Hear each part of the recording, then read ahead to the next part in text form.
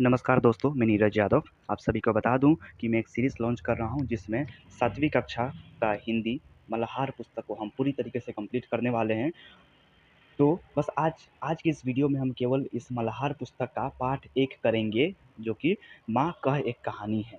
तो इस कविता को शुरू करने से पहले चलिए हम कवि के बारे में जान लेते हैं। मैथिली शरण गुप्त द्वारा रचित कविता का यह अंश माँ कह एक कहानी उनकी काव्य कृति यशोधरा से लिया गया है। यानी कि आज की इस वीडियो में जो हम माँ कह एक कहानी कविता पढ़ने वाले हैं, यह कविता कहाँ से लिया गया है?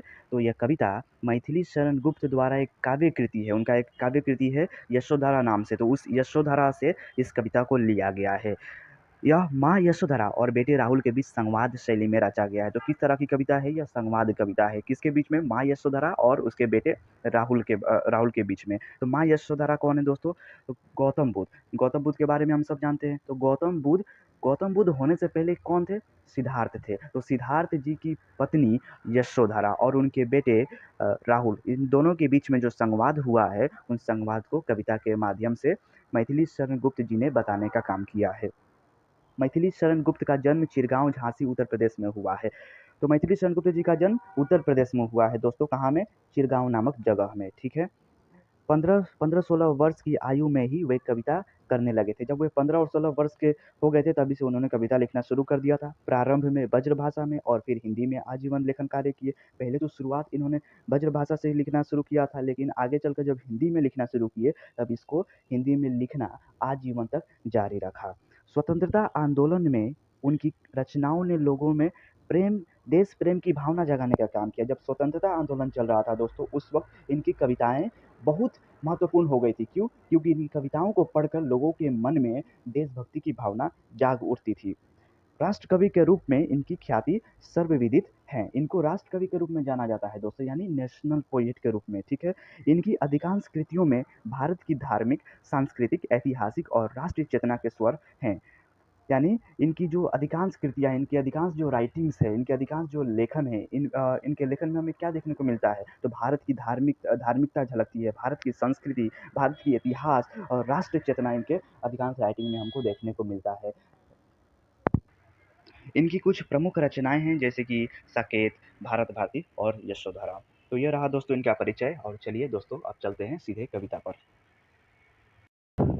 माँ कह एक कहानी। माँ कह एक कहानी, बेटा समझ लिया क्या तूने मुझको अपनी नानी? यहाँ पर राहुल अपनी माँ से एक कहानी कहने को कहता है। जब माँ से आग्रह कहता है कहानी कहने को, तो उसकी माँ क्या कहती है? कहती है कि क्या तूने मुझको अपनी नानी समझ रखा है कि मैं तुम्हें कहानी कहूँ?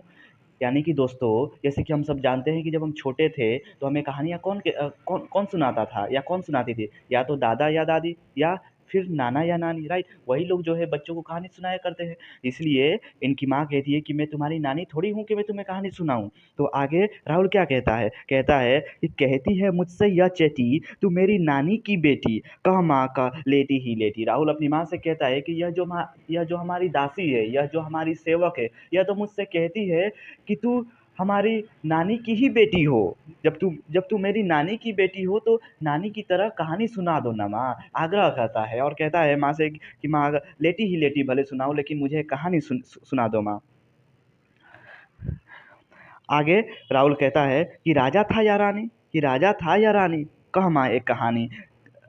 राहुल जो है पूछता है, एक सवाल करता है कि उस कहानी में राजा था या रानी थी, राजा था या रानी थी? और माँ से फिर आग्रह करता है और कहता है कि माँ सुनाओ एक कहानी। फिर उसकी माँ क्या कहती है? उसकी माँ कहती है कि तू है हठी माधवन मेरे, सुन उपवन में बड़े सवेरे तात भ्रमण करते थे तेरे। यानी कि अब माँ कहती है कि तू बहुत जिदी लड़का है, तू बहुत जिदी है। ठीक है, इतना जिद करता है तो सुना देता हूँ, सुन। उपवन में बड़े सवेरे तात भ्रमण करते थे तेरे। यानी कि जो बगीचा था, उस बगीचे में सुबह के समय पर तुम्हारे पिता भ्रमण करते थे, घूमते थे, टहलते थे। और आगे उसकी माँ कहती है कि जहाँ सुरभि मनमानी, यानी कि जिस बगीचे में उनके पिता टहलते थे, वहाँ पर जो फूल थे, वहाँ पर फूल के सुगंध जो थे, मन को मोह लेने वाले थे, मन को हर लेने वाले सुगंध थे। तो इसी पर सवाल करते हुए राहुल कहता है कि जहाँ सुरभि मनमानी, हाँ माँ हाँ यही कहानी। और फिर राहुल कहता है कि हाँ हम यही वाली कहानी मुझे सुनाओ। तो आगे राहुल की माँ कहानी को आगे बढ़ाते हुए कहती है और उस बगीचे का वर्णन करते हुए कहती है कि वर्ण वर्ण के फूल खिले थे, झलमल कर हिम बिंदु झिले थे, हल्के झोंके हिले हिले मिले थे। यानी कि उस बगीचे का वर्णन कुछ इस प्रकार किया गया है कि उस बगीचे में रंग बिरंग के फूल खिले थे, नाना प्रकार के फूल खिले थे, झलमल कर हिम बिंद झिले थे। यानी कि जो ओस जो है पत्ते पर, फूल के पत्तों पर या फूल पर जो गिरे थे, वो समझो जम गए थे। और जो उस बगीचे में हल्के हल्के हवा के झोंके, शीतल झोंके, जो है ठंडा हवा बह रहे थे।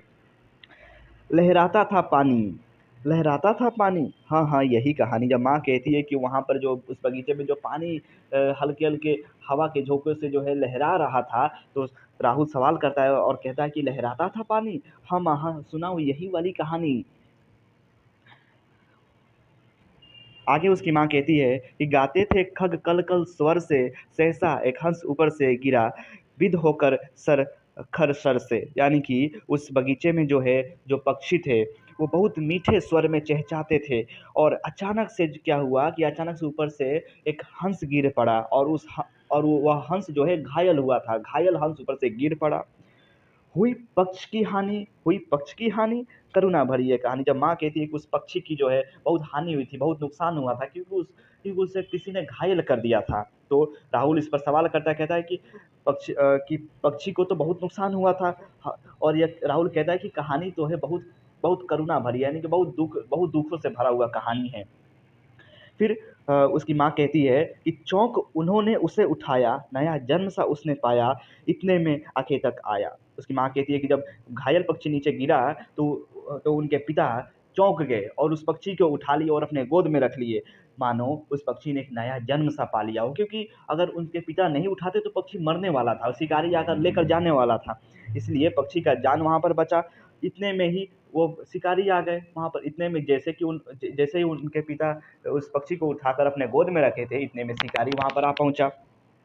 लक्ष्य सीधी की मानी, लक्ष्य सीधी की मानी, कोमल कठिन है कहानी। और शिकारी जो है अपने लक्ष्य, उसका लक्ष्य क्या था, उस पक्षी को मारना, और उस पक्षी को मार चुका था, पक्षी घायल हो चुका था। और वो अपने लक्ष्य पर गुरूर करता था, घमंड करता था कि उसने अपने लक्ष्य को जो है भेद दिया हो। तो उस घमंडी शिकारी आ गया वहां पर। तो क्या यहाँ पर राहुल एक सवाल पूछता है कि लक्ष्य सीधी की मानी, कोमल कठिन कहानी। और राहुल कहता है कि ये कहानी जो है और कोमल और कठिन होती जा रही है। आगे देखते हैं। मांगा उसने आहत पक्षी, तेरे तात किंतु थे रक्षी, तब उसने जो था खग बख्शी। यानी कि वह जो शिकारी जो था, जिसने उस पक्षी को घायल किया था, उसने उस पक्षी को मांगना शुरू कर दिया। बोला कि इसको मैंने मारा है, इसको मैंने घायल किया है, तो यह मेरा हुआ। लेकिन तुम्हारे पिता तो रक्षी थे, रक्षा करने वाले थे, तो उन्होंने भी ठान लिया कि नहीं, मैंने इस पक्षी की रक्षा की है, तो इस पर अधिकार मेरा होता है, ना कि तुम्हारा। तो तब उसने जो खग पक्षी, ठीक है, हट करने की ठानी। यानी कि उसकी माँ की थी। तब क्या हुआ, जो शिकारी जो है अब हट करने लगा, जिद करने लगा कि नहीं, मुझे चाहिए ही चाहिए, क्योंकि मैंने इसे घायल किया है। तब इस पर सवाल करते हुए राहुल कहता है कि जिद करने की ठानी। अब बढ़ चली कहानी, और माँ कहती है कि अब इस पर जो है कहानी आगे और बढ़ी और आगे चली। हुआ विवाद सदय निर्दय में, उभय आग्रही थे स्व विषय में, गई बात तब न्यायालय में। यानी कि अब विवाद जो है दो व्यक्तियों के बीच में हो गया था। किसके बीच में, एक रक्षा करने वाला और एक उसको घायल करने वाला। रक्षा करने वाला उनके पिता थे, उनके बीच में, यानी कि वो दयालु थे, और एक निर्दयी के बीच में जो है यह विवाद हो गया कि मैं लूंगा तो मैं लूंगा। और और यह मामला जो है और उलझते जा रहा था। तो इस मामले को जो है वहाँ के न्यायालय में लेकर गया गया। यानी वो न्यायालय में, आज के समय में कोर्ट हम जिसे बोल सकते हैं, कि वहीं पर फैसला होगा कि यह पक्षी किसके पक्ष में जाएगा। आगे देखते हैं। सु, सुनी सभी ने जानी, सुनी सभी ने जानी, व्यापक हुई कहानी। यानी कि जब यह मामला जो है, जब न्यायालय में चला गया, तो इस मामले को, इस कहानी को जो है सभी ने सुना और सभी ने जाना। तो राहुल यहाँ पर सवाल कहता है कि सभी ने सुना और सभी ने जाना, व्यापक हुई कहानी। और कहानी जो है बहुत फैल गई, सभी ने इसको सुन लिया, कहानी जो है चारों तरफ फैल गई। अब राहुल की माँ राहुल से कहती है कि राहुल, तू निर्णय ले इसका, न्याय पक्ष लेता है किसका, कह दे कह दे निर्भय जय हो जिसका। यानी कि अब राहुल की माँ राहुल से कहती है कि राहुल अब तू निर्णय ले कि इस मामले को तू कैसे देखता है और किसका पक्ष तू लेता है, और बिना डरे तू तू बता कि किसका जीत होगा यहाँ में। सुन लूँ तेरी वाणी। और माँ कहती है कि मैं भी तो जानूँ तू क्या इस पर राय राय रखता है। तो राहुल क्या कहता है, माँ मेरी क्या वाणी, मैं सुन रहा कहानी। कि माँ मैं क्या कहूँ, मैं तो बस कहानी सुन रहा हूँ।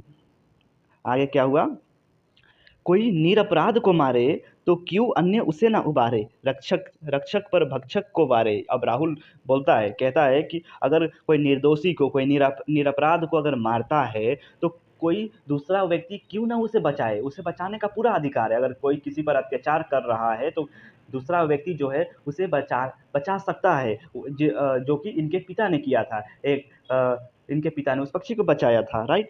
न्याय न्याय दया का न्याय दया का दानी, तूने गुनी कहानी। यानी कि न्याय जो है हमेशा दया की दानी होती है। जब माँ उसकी कहती है तो फिर राहुल पूछता है कि न्याय दया का दानी। फिर उसकी माँ कहती है तूने गुनी कहानी, यानी तूने कहानी को जो है बिल्कुल सही तरीके से समझा है, और तूने भी जो निर्णय लिया है वो बिल्कुल सही निर्णय लिया है, क्योंकि न्यायालय जो है हमेशा सही के पक्ष में जाता है, ना कि गलत करने वाले के पक्ष में। तो कहानी या कविता जो है यहीं पर समाप्त होती है। इसको लिखा था मैथिली शरण गुप्त ने। आशा करता हूँ आप सभी को पसंद आया होगा। अगर पसंद आया है तो इस वीडियो को लाइक, शेयर और कमेंट जरूर कीजिए। धन्यवाद। मिलते हैं अगले वीडियो में।